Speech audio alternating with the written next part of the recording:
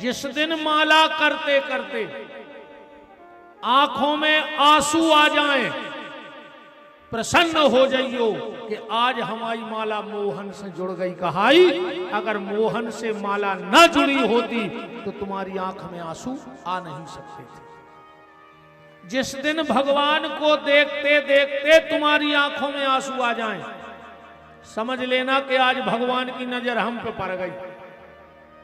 हम तो बहुत समय से भगवान को देख रहे थे, पर आज भगवान ने हमें देख लिया।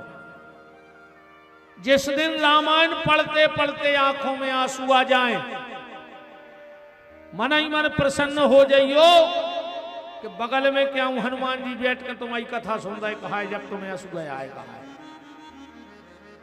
नातर फिर कछु नहीं है, लगे रहो। तो जब तुम्हारा शरीर गदगद होने लगे भगवान के चरित्रों में, भगवान के चिंतन में, भगवान के चित्र में, तो समझना कि तुम्हारे भीतर भक्ति का जन्म हो गया।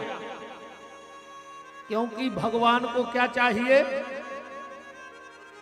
आंखों का पानी। ध्यान से समझना बात। अपन पूजा करें, भगवान को अपन फूल चढ़ा रहे, तो क्या तुमने बना लाए फूल? बताओ तुम कहां ले जा रहे अपने घर से? जल तुमने बनाओ, पानी चंदन तुमने बनाओ, भोग लगावे जा रहे तुमने बनाओ अन्न। ये तो भगवान की बनाई वस्तु ही हम भगवान को देने जा रहे हैं। हमारा क्या है? आप फूल चढ़ाओ, दूबा चढ़ाओ, आप भोग लगाओ, ये सब भगवान का बनाया है। पर तुम्हें भाव बनाकर आंखों में अश्रु ला करके अगर तुमने वो भगवान की चौखट पे चढ़ा दिए तो फिर तुम्हें दुनिया में कहीं रोने की आवश्यकता नहीं होगी। आंखों में आंसू होने चाहिए परमात्मा के लिए। इसीलिए कबीरदास जी ने कहा कि कबीरा हंसना छोड़ दे, रोने से कर प्रीत, अब इन रोए मिलता नहीं जग में मन का मीत। चार जगह व्यक्ति रोता है, ध्यान से सुनना। कितने जगह? चार जगह। सबसे पहले विडंबना में, दूसरा वेदना में, तीसरा विरह में, चौथा भी हम बताने वाले हैं। विडंबना में रोता है। विडंबना कैसी? चार लड़का गए नहावे, चार ही ने अच्छो 2-3 घंटा तालाब में नहाओ। एक बोलो कि सुनो, गिन लो यार, अपन जो अलग करवा दें, खिसका लीजिए जो खीर को गमला।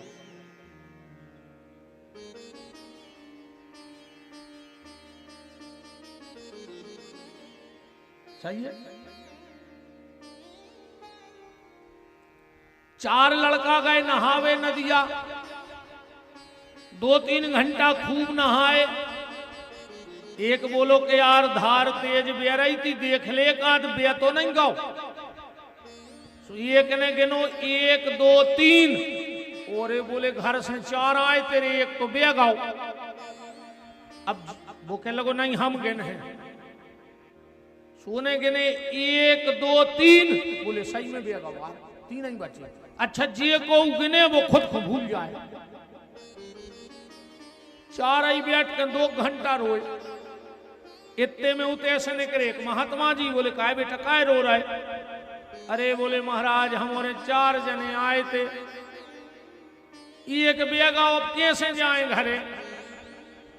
महात्मा ने गिने कि हे थोड़े 4 है। बोले गिनियो बेटा, कहने लगो 1 2 3, और महात्मा बोले काय रे खुद खोने गिने हैं? और एक कहने लगो हम तो भूल ही गए थे, और हम और रो रहा है 3 घंटा के बैठे बैठे। अब बताओ ऐसे रोने का क्या मतलब है?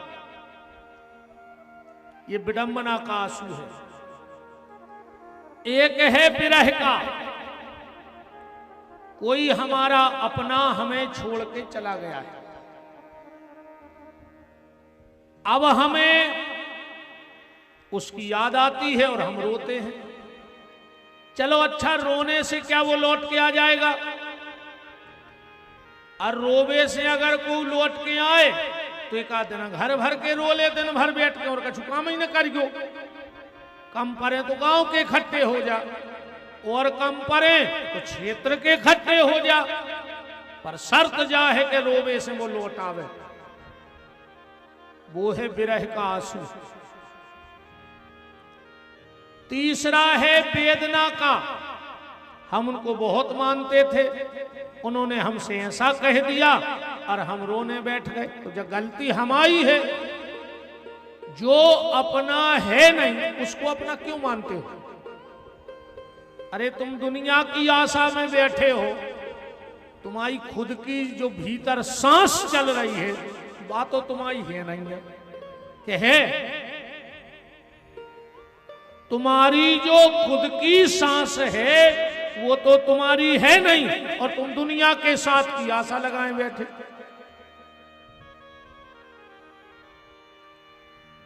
तुम घर की नारी की आशा लगाए, भरोसा नहीं आ रे के हाथ की नारी कवे संग छोड़ दे। घर की नारी तो छोड़ दे, हाथ की नारी को ठिकाना नहीं है। बैठे हाथ में नारी, पता नहीं है कवे कौन गांव को बेदा के कह दे कि भैया नारी नहीं मिल रही। बोले तो बोले अपने अच्छे पार दे, मार गए कहा है। अच्छा पहले सियाने सियाने पता हुई है, खेत में नारी हकती हकती, नारी हकती, अब तो बंद हो गई। अब कहां हक रही, अब कहूं नहीं हक रही। पहले खेत में नारी हकती और अब घर की नारी हाँक रही है। नहीं हाँक रही घर वाले को, जैसो तुम्हारों को ये चला रही तो मुंह से चल रहा है। नहीं, पहले खेत में नारी हकती और अब घर की नारी घर वाले को हाँक रही है। नहीं हाँक रही। तुम्हारों में केव बैठे हो जो रे बहुत दद्दा संदूर इनके चक्कर में। अब कम से कम 50 आदमी निकल हैं ऐसे में। ये तुम्हारे जो धर्मात्मा बने बैठे हो पंडाल में हरिश्चंद्र, क्या बहु दद्दा से बेर बांधे हो जो रे? नहीं, इतने आ गए तुम तार भी नहीं, तुम्हें भागवत तार है मार जो रे कीड़ा पर के। ऐसे न तार हो न भागवत का चुका रहे, भगवान भी जाना थे तुम राम को।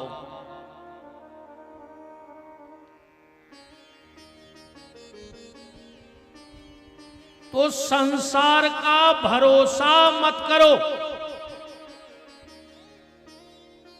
संसार का भरोसा मत करो।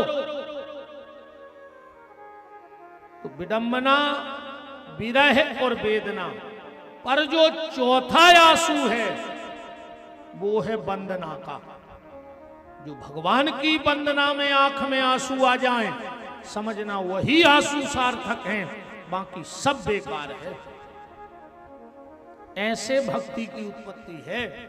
भागवत जी में उत्पन्ने द्रवणे देशे कर्नाटकायाम समागता। कर्नाटका में भक्ति बड़ी है तो मन तो होगा अपनो द्रविड़ देश।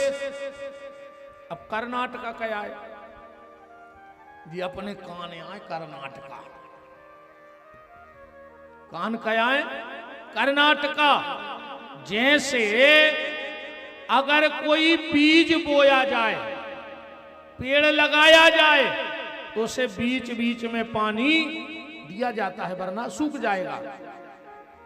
ऐसे ही अगर तुम्हारे हृदय में भक्ति का बीज उग जाए तो साधारण बीज के लिए पानी की जरूरत है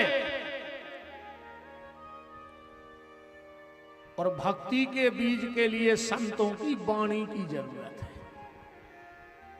और संतों की वाणी कहां से जाएगी? बोले कानों के द्वारा भीतर जाएगी।